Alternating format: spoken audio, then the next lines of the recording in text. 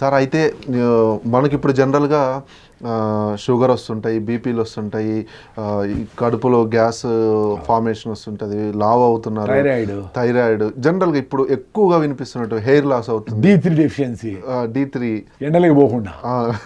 So ఇవన్నీ తగ్గిపోవాలి, ఇవన్నీ రాకుండా ఉండాలి. ఇప్పటికిప్పుడు రాకుండా అంటే వారం రోజుల్లోనో 10 రోజుల్లోనో పొట్ట తగ్గిస్తాము, 20 రోజుల్లో, ఇప్పుడు 30 రోజులు ఇంగ్లీష్ కోర్స్ ఎట్టనో వారం రోజుల్లో పొట్ట తగ్గిద్ది, 15 రోజుల్లో పొట్ట తగ్గిద్ది అని చెప్పని చాలా ఉన్నాయి. కాబట్టి మీ ఎక్స్పీరియన్సెస్ ప్రకారం అవన్నీ కాదు, అవన్నీ తీసి పక్కన పెట్టేస్తే జనరల్గా ఇప్పుడు ఇంతకుముందు మనం డిస్కస్ చేసిన ఈ హెల్త్ ఇష్యూస్ అన్నీ గ్రాడ్యువల్గా తగ్గిపోవాలి, బాగా హెల్తీగా ఉండాలి అని చెప్పంటే ఏం తినాలి అనేది ఒకసారి చెప్పండి. అదే చెప్పింది. ఫస్ట్ యూట్యూబ్లో థంబ్నెయిల్స్ చూసి 3 రోజుల్లో పొట్టమాయం, మీ రంగు మీ కెనికి వస్తుంది, ఇవన్నీ వదిలిపెట్టేయండి. ఓకే, మనము 2 మిలియన్ ఇయర్స్ నుంచి మన పెద్దోళ్ళందరూ కష్టపడి ఇచ్చిన జీన్స్ మనకు ఉన్నాయి కాబట్టి ఇంత చెత్త వేసినా ఇంకా కిడ్నీలు ఫిల్టర్ చేస్తా, లివర్ చెత్తనంతా పక్కన పెట్టి ఇన్ని జరుగుతూ ఉన్నాయి మనకి. సో మనము 2 రోజులు 3 రోజుల్లో ఇవన్నీ ఏం జరగదు. మీ జీవన విధానం మారాలా, మీ ఆలోచన విధానం మారాలా, ఫస్ట్ బుర్ర మారాలా. కరెక్ట్. నీకు నొప్పి వస్తే రెస్ట్ ఇమ్మని అడుగుతుంది కాదు, దాన్ని పెయిన్ కిల్లర్ వేసుకొని మళ్ళా నడిస్తే ఏమని అర్థం, దానికి ఆలోచించండి. 2 రోజులు 3 రోజులు అమెరికాలో లండన్లో ఎవరైనా 2-3 రోజులు జ్వరం వస్తే అసలు హాస్పిటల్ అపాయింట్మెంట్ కూడా ఇవ్వరు. 2 రోజుల తర్వాత 3 రోజులు 4వ రోజు ఉంటేనే రాండి అంటారు.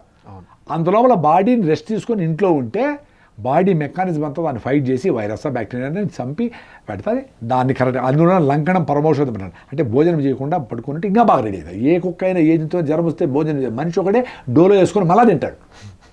ఇది భయంకరమైన నోరు చేదేది, ఎందుకు తినద్దు. ఫుడ్ చూస్తేనే అవర్షన్ వచ్చేట్లుగా అది బాగాలేకపోతే జ్వరం వస్తే అవుతుంది. నువ్వు మళ్ళీ మందులు వేసుకొని మళ్ళీ తింటే ఏమర్థము?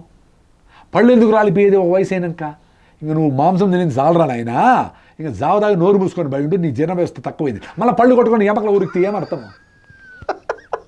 అన్ని నేచర్కి అగెనిస్టే కదా. ఏదో సంగటి మెత్తగా తినడమో ఏదో తినాలి అంతవరకే. కానీ నేను 1/2 కిలో మాంసం తినేవాడిని అంటే 20 ఏళ్ళప్పుడు తినాలి. నీకు 80 ఏళ్ళు వచ్చినా ఇంకా 1/2 కిలో మాంసం తింటావా? ఏమవసరము? అసలు ఎంత అవసరము? ఎక్కువ తింటే ఏమవుతా ఉంది, నీకు పొట్టలో ఏం జరుగుతూ ఉంది, నీ ఎనర్జీ లెవెల్స్ ఎట్లున్నాయి నువ్వు చూసుకో. నేను అటు చూసుకున్నా. ఓకే, నా వీడియోలు కొంతమంది ఎందుకు చూస్తారంటే నా ఎక్స్పీరియన్స్ చెప్తాను. నేను కొర్రలే తిని ఎక్కువ తిని కొర్రలే 1 ఇయర్ తిని బాగా వీక్ అయిపోయి, వీక్ అంటే రన్నింగ్ చేస్తూ ఉండ, మైండ్ స్ట్రాంగ్ ఉంది కదా, రన్నింగ్ చేస్తూ ఉండ 82 నుంచి 74కి వచ్చేసా వెయిట్. ఓకే, అప్పుడు రన్నింగ్ చేసేటప్పుడు రైట్ లెగ్ వీక్నెస్ వచ్చింది. ఒరేది ఎందుకు వచ్చింది అని డౌట్ వచ్చి వద్దురా నాయన అని ఇమ్మీడియట్గా మళ్ళీ రాగి సంగటి, ముందు 10 ఏళ్ళ నుంచి రాగి సంగటి, 2009 నుంచి 10 నుంచి రాగి సంగటే. రాగి సంగటి, వేరుశనగకాయల పప్పులు, ఓకే నా ఫ్రూట్స్. రాగి సంగటి మళ్ళీ తింటే మళ్ళీ 1 నెలలకు మళ్ళీ రెడీ అయ్యింది. అప్పుడు చూసుకుంటే B12 డెఫిషియన్సీ అని చెప్పినారు. అంటే ఈ హై ఫైబర్ ఉండే ఫుడ్స్ తింటే ప్రాబబ్లీ, నాకు తెలియదు, ప్రాబబ్లీ మినరల్ ఇంటేక్ తగ్గుతుందేమో అనిపించింది. అంటే ఫైబర్ అంటే పీచు పదార్థం కదా, సో పీచు పదార్థం అడ్డపడతా పేగులు అట్ట పోతా ఉంటే ఏమన్నా అబ్జార్ప్షన్ తగ్గిందేమో అనిపించింది. అందుకని అప్పటి నుంచి నేను మిల్లెట్స్ ఒక పూట తిని ఇంకొక పూట మీ పెద్దోళ్ళు తినండి, జొన్నలో రాగులు సద్దలో తినండి. వారానికి 2 రోజులు దంపుడు బియ్యము ఆర్గానిక్గా పండించిండేటివి, నవరా బియ్యమో సిద్ధసన్నాలో రాజముడినో ఇట్లాంటి తినండి అని చెప్తా ఉన్నా. అది బాగానే ఉంది ఇప్పుడు నాకు. సో అట్లా ఎవరంతా వాళ్ళు ఎక్స్ప్లెయిన్ చేసుకోవాలా.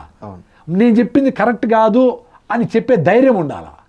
అప్పుడే కరెక్ట్గా ఫ్యాక్ట్స్ బయట వస్తాయి. నేనేదో ఒక నిజాన్ని పట్టుకోని చెప్తా ఉండి ఇప్పుడు నేను మాంసం తినకపోతే నువ్వు చచ్చిపోతాడు, నాకు నమ్మకం లేదు. మాంసం తింటానేమో, చచ్చిపోయేంత పరిస్థితి వస్తే ఏదో డెఫిషియన్సీ అంటే ఎత్తుకుంటాం, ఏ ఫ్రూట్ ఏది అని, ఏ నట్స్ ఏది అని. అట్లా మళ్ళీ నేను చెప్పాలా ఆ విషయం కూడా. మిల్లెట్స్లో నాకు కలిగిన అనుభవం చెప్తా. ఇప్పుడు 150 కేజీలు ఉండేవాడికి మిల్లెట్సే తిని 50 కిలోలు తగ్గిన వాళ్ళు ఉన్నారు. వాళ్ళకి అవసరమే. బాగా సన్నగా ఉండేవాళ్ళు మిల్లెట్స్ తింటే ఇంకా సన్నగా అయిపోయి వీక్ అయిపోయి పడిపోయిన వాళ్ళు ఉన్నారు. మిల్లెట్స్ తిన్న కొంతమందికి వేడి అంటే ఆ ఫైబర్ ఎక్కువ కాబట్టి జీర్ణ వ్యవస్థ కొంచెం దానికి సరిపోయేట్టుగా సిక్రిషన్స్ యాసిడ్ని తయారు చేయాలి. కొంతమందికి చాలామందికి అవసరంలే, రెడీగా ఉంటుంది. కొంతమందికి వారం పట్టచ్చు, కొంతమందికి 3 నెలలు కూడా పట్టచ్చు. అప్పుడు ఏం చేయాలా, కొంచెం ఇట్లా అట్లా కొంచెం ఎంతవరకు చూసుకోదు, ఇంకోసారి రైస్ తిని మళ్ళీ కొంచెం వేసి రైస్లో కొంచెం కొర్రలు కలిపి పెట్టి ఇది మంచిది కాబట్టి ఆ ఎక్స్పెరిమెంట్ అయితే మీరు చేసుకోవాలా.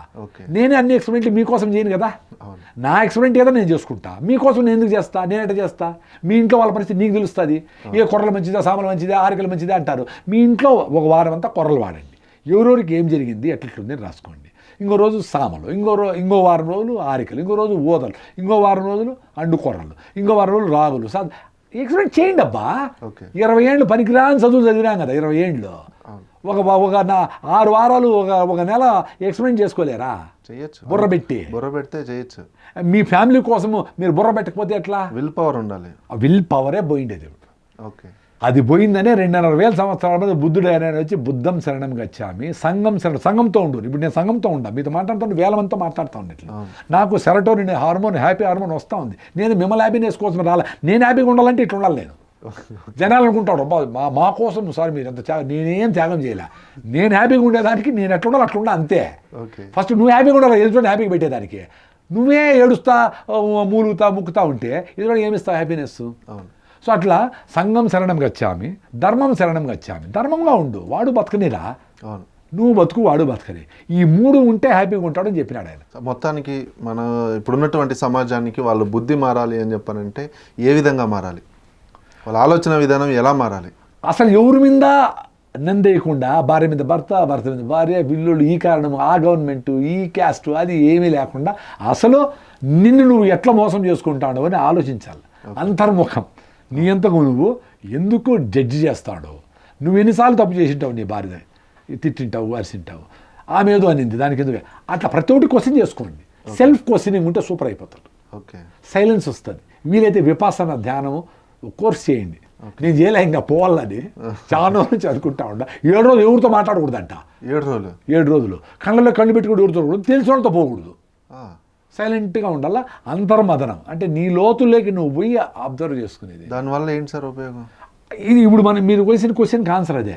ఉండిన దాంట్లో హ్యాపీగా సంతోషంగా ఎట్లుండాలా, ఎట్లుండొచ్చు, దేనికి మన మైండ్ పరిగెత్తా ఉంది, అది అవసరమా, అవసరం లేదా, ఇట్లా పెళ్ళిళ్ళు ఇట్లా చేయాలనా, ఇంత పరిగెత్తాలనా, పెద్ద సంబంధాలు, ఇవి కారు అవసరమైతే కొనుక్కో, ఎవరికో చూపించాలా, మనకు ఉండాది అని జనాలు అనుకోవాలని అవసరం లేదు కదా. చాలా మంది అట్లా కారు ఊరుకొని డ్రైవింగ్ రాక అట్లే ఉండి తుడుచుకుంటూ ఉంటారు. ఇది ఏం లాభంలే. ఎందుకు చేయాలి అట్లా పని? దాని మళ్ళీ ఈఎంఐలు కడతా ఉంటాడు. మళ్ళీ ఈడ కూరగాయలు తెచ్చుకొని సాయం దగ్గర బేరం చేసి 5 రూపాయలు తగ్గిస్తాడు. ఈడేమో 10 లక్షలు పెట్టి కారు కొనింటాడు. అవసరమా? ఆమె ప్రేమగా వచ్చాము ఇంకో 10 రూపాయలు ఎక్కువ జాలీగా పోతుంది. రేపు మంచి టమాటా దిగా 4 ఎక్స్ట్రా వేస్తుంది. ఆ లవ్ అది మీతోనే కాకుండా, మీ ఇంట్లో వాళ్ళతోనే కాకుండా, మీ తోడొచ్చి మీరు ఎవరితో అప్రోచ్ అందరితోనే పెట్టుకోండి. బ్యాంకు వాళ్ళతో పెట్టుకో, పని వాళ్ళతో పెట్టుకో, ఆటో వాళ్ళతో మాట్లాడు, అందరితో మాట్లాడచ్చు కదా ప్రేమగా. అప్పుడే కదా నీకు సంతోషంగా ఉండేది జీవితము.